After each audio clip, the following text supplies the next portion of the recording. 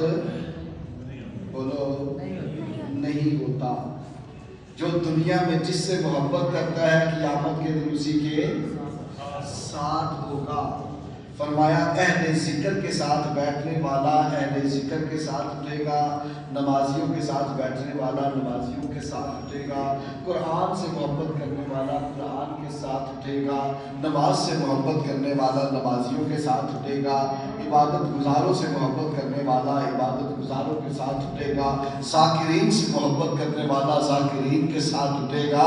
اے ابو بکر میرے حضور سے محبت کرتے ہیں, حضور کے ساتھ اٹھیں گے.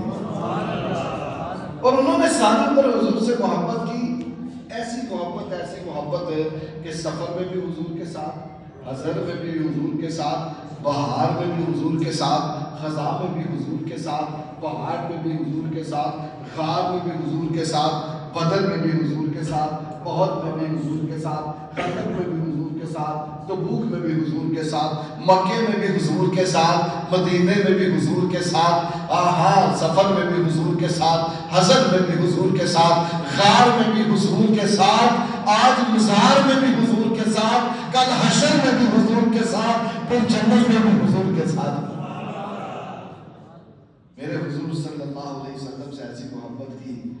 خطیب الاسلام صاحبزادہ سید فیض الحسن شاہ عالم حالوی رحمۃ اللہ علیہ آپ کہا کرتے تھے, پانی پرن سہیلیاں دے رنگا رنگ کڑے, پریا اس دا جانیے جس دا توڑ چڑھے.